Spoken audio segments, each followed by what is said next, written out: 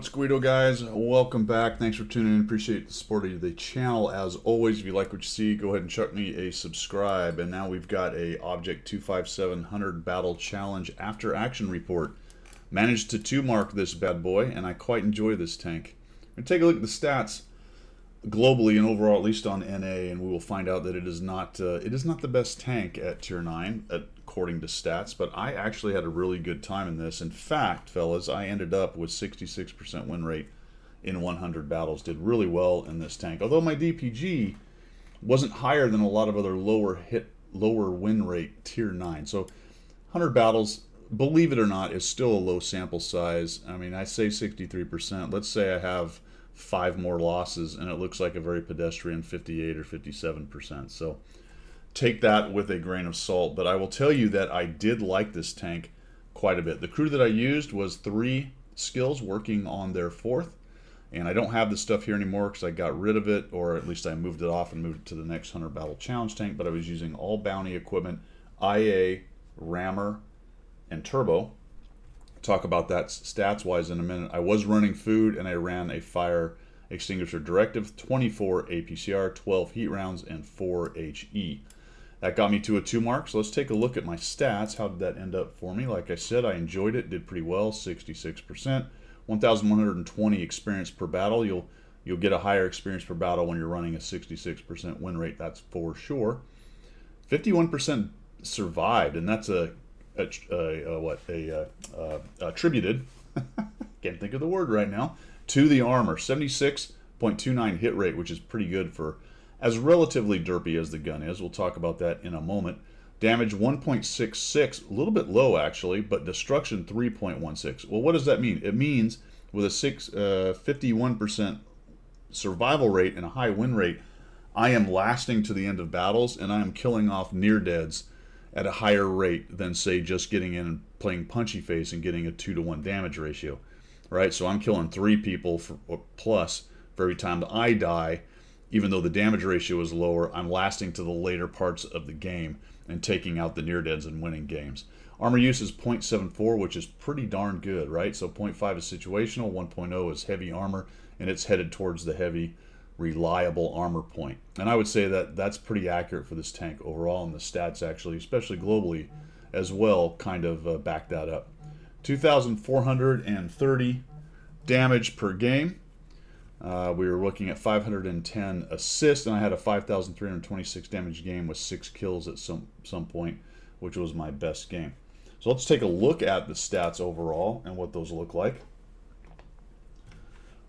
And this tells the story of a tank that's not great, right? 47.44% global win rate on NA, at least in terms of the data that tanks.gg has.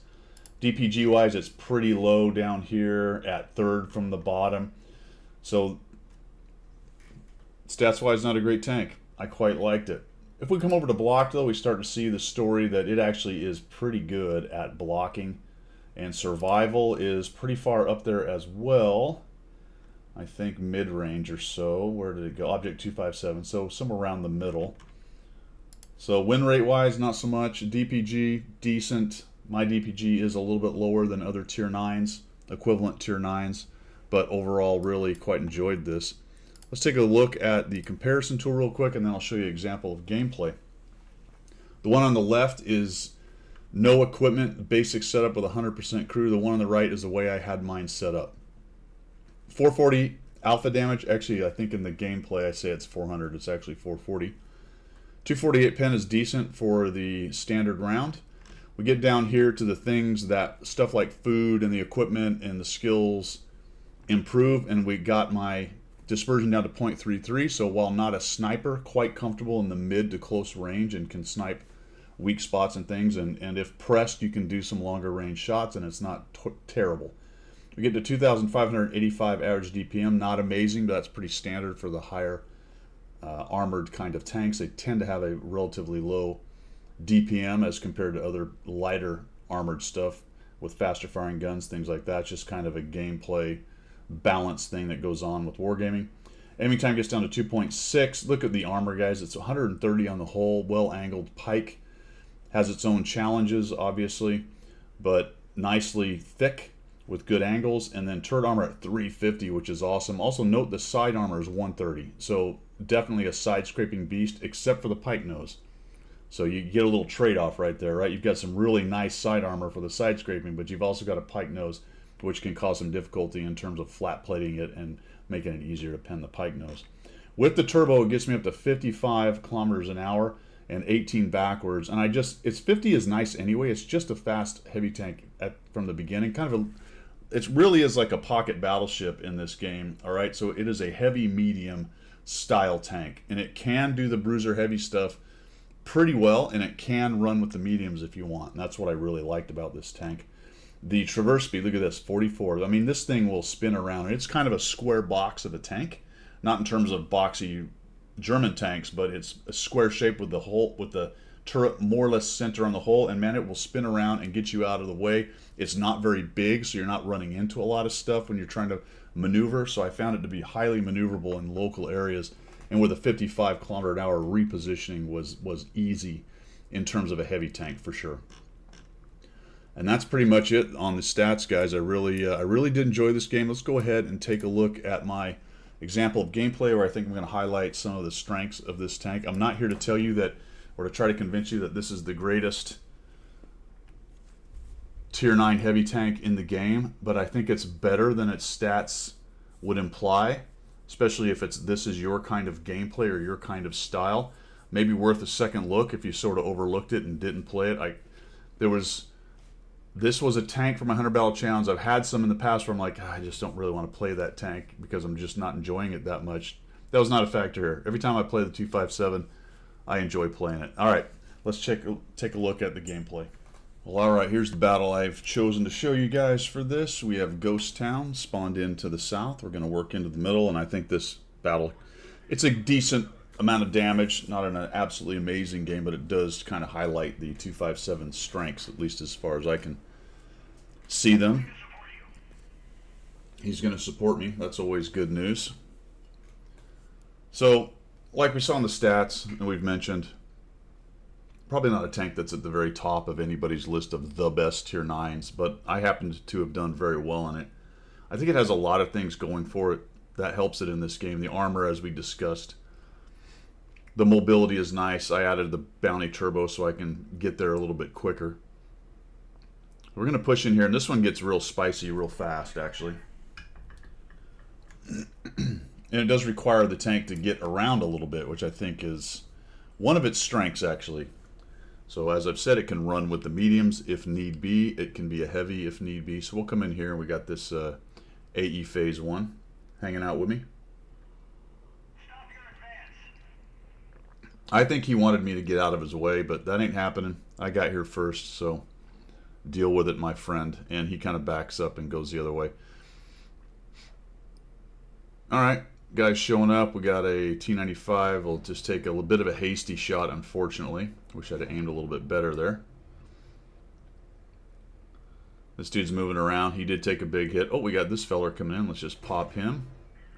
Try to avoid taking any more damage than I have to. He actually goes after the AE.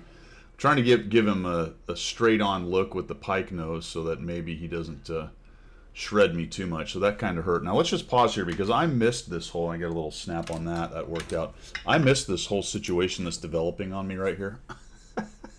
Phase 1, 53 TP comes around behind him. There's a 5041 that's pushed up and tucked up there. We got a T95, a T. I mean, we just have a lot of beef. And then all of a sudden, there's a 5041 actually behind me. That honestly, I'd have to go back and I guess he probably came around the corner with the 53 TP and kept pushing in to get in behind. And this is one of those things that can be a really good idea or a really bad idea, and it is definitely in question in this game. I'm just going to spin around. That guy gets hit in the back, and that's why pushing in this early is generally not a great idea. All right, so what I do know is I cannot stay where I am. Notice where my team is. The entire team, other than myself, the Marbreaker, and the 100-01, and the now dead and defunct AE Phase 1 are all on the edges of the map, right? They've all gone to various red lines and sidelines and stuff, and we are completely overmatched in the city. So what I have to do is fall back, not get enveloped here in the middle, move to a spot where maybe some of my sniperinos can give me a little bit of help. And Notice this thing turned around pretty quickly. It's got pretty good traverse. We're just going to have to rely on our armor coming in here. We do bounce that one. Keep on pushing this guy. Give him a little Ramarino. And sneak over here. He's trying to keep his gun sort of in my way. Or maybe he's looking for a weak spot. I'll move it away from the barrel so I don't do the old shoot into the barrel trick. And we've cleared up this push behind us, and that hurts their chances right there. But we are now in the corner of this city down here in the southeast corner. The Marbreaker and 100-01 pretty much survived that. And I'm wondering if I'm going to get pushed hard. But at this point, I'm thinking, okay, that immediate emergency has been fixed. Oh, no, never mind. There is somebody just charging in after me. Another bounce. Look, guys, the armor profile on this thing is the standard angled Soviet pike nose with all kinds of angles and spaced armor. It just works randomly at times when you're not really expecting it, especially when you're kind of moving around and the other guy doesn't have a lot of time to aim.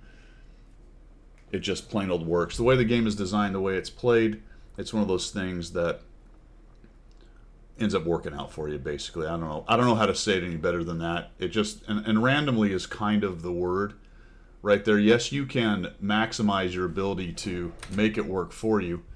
I was just thinking about this during that train of thought. Did I really want to prioritize the 54E1? Probably, because I'm not that worried about the T95 getting to me quickly. So maybe I should have shot him first. Yep, absolutely, because now he's pushing in. But he's reloading, so he makes a runner.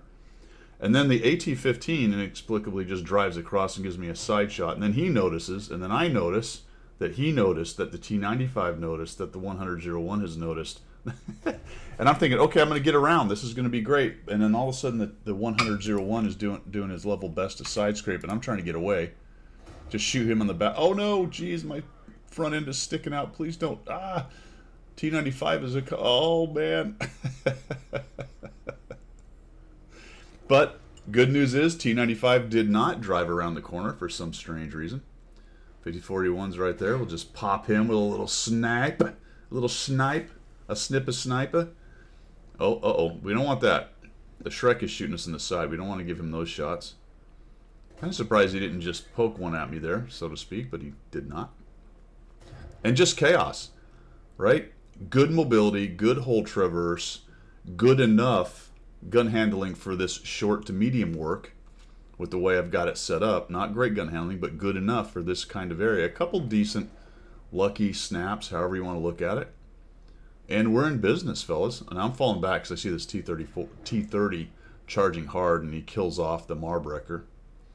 And now I've got all three of them. So we've done a decent job holding them off. We've mauled them pretty good as they've attempted to take out the guys in town. And I have survived a one-shot to most things in the game, or a lot of the things left in the game.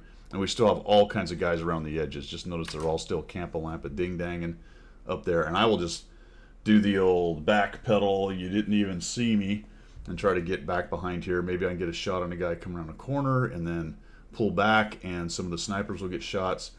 But I think the enemy team sort of realizes how many guys we have camping up there, so they don't come charging at me. Now I've got to kind of find them. Like, where are these dudes? I don't want to just drive around sideways and poke out. I'll do some side scraping. It's a rather indifferent side scraper. The side's nice as far as the angles and thickness and all that, but the pike nose, you can flatten out your pike nose when you side scrape, so it's tricky with the pike noses on the side scrape. To a large extent, as I've said before, side scraping is as much about creating an angle as also giving the least amount of hole or tank to shoot at. That's the big thing. So I'm kind of covering up my lower plate as well when I do that, at least portion of it. Now I see them pushing in here, and I got to get out. So now if I get spotted over here, I'm getting shot in the side. I'm kind of forced to move back into the town. See the Conway going the other way for shots. And we'll move back this way. Thinking about coming in and trying to get the T-30, but the Borovsk does a nice job, gets in behind him. And now I really want to find this T-95. If we can kill this T-95 that's in town, we're in business because we pretty much own the town. Unless I get unlucky enough that the Shrek shows up on my side. Aha. There he is. And he's making a run that way. So we'll shoot him back. Try to go for the track and the damage, but I had enough alpha to kill him. 377 hit points. It's a 400 alpha gun. Scorpion is sitting over there. I don't want to just drive out and let him have a shot. Borovsk is sort of threatening him a little bit. Okay, what's that guy doing? Oh, he's behind. Let's see if we can get... Oh, a miss. That's a bummer. Conway kills the Shrek. And now we've got this guy. That is unfortunate. But we do bounce the 46, so there's that angled armor. He was probably aiming for my lower plate. Just didn't happen to hit it, which is nice. Get reloaded here. We'll try to shoot this dude. Miss. And unfortunately, I do not want to get out there and let him get a shot on me while I'm still trying to aim, because he fires again so quickly. He can pretty quickly be...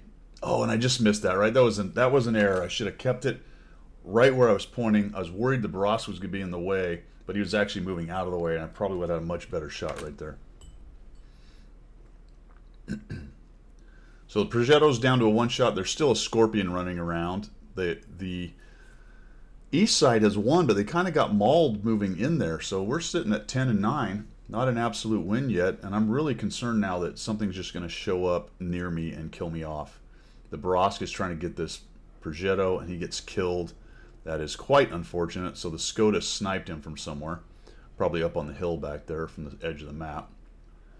I'm thinking, is this guy going to come out here and give me a shot? I see the Udez finally moving into town, and he spots me. That's unfortunate. Again, I'm still worried about him showing up or somebody showing up at my 6 o'clock.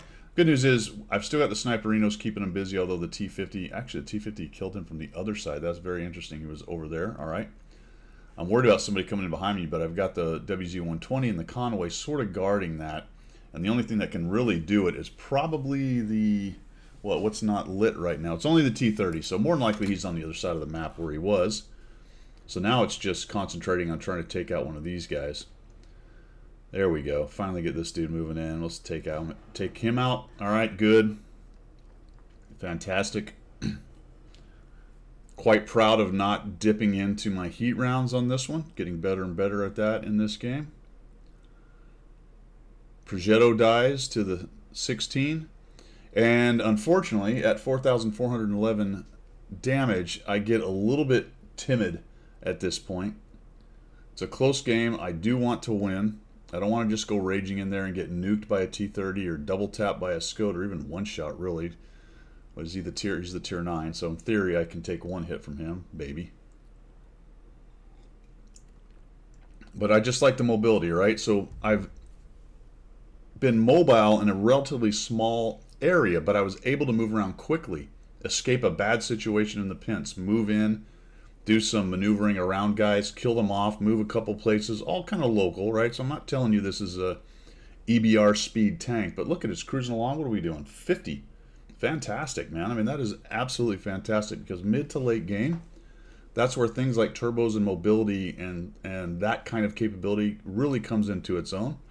Last time they knew where I was in the city. Now I'm on my horse, cruising along, coming up to some other position. And this is unfortunate. I don't even think I get another shot, to be honest. The Udez comes up there, and I think he finds the T-30. I futz around up here. I'm really worried about the Skoda. I take a peek here, not there.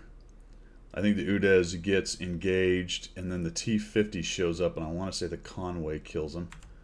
Let's move forward. There's the T-30. So he's taking on the Udez. He's got a lot of hit points. It's unfortunate that the enemy team did not. In fact, I guess the Skoda never shows up. There he is. He's right there. I missed that last shot. It is unfortunate for the enemy team that their T-30 just sort of sat in the same spot the whole time. So I think that really highlights the capability of this tank quite a bit. Let's go ahead and wrap it up.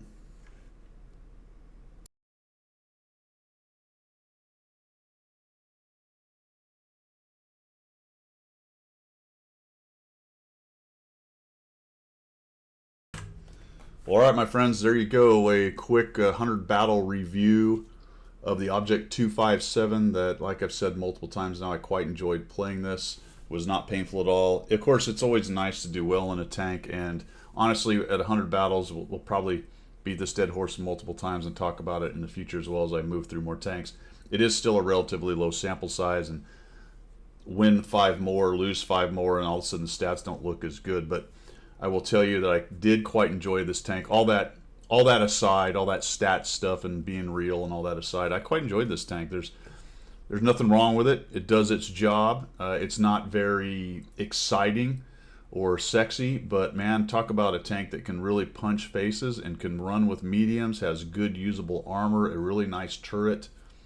Honestly, it's got it all, right? So it doesn't really excel at any one thing, but it does a lot of things pretty good. And if that's your gameplay style, I think you're going to have a good time in the old Object 257. And it's a tech tree tank, which is a nice thing.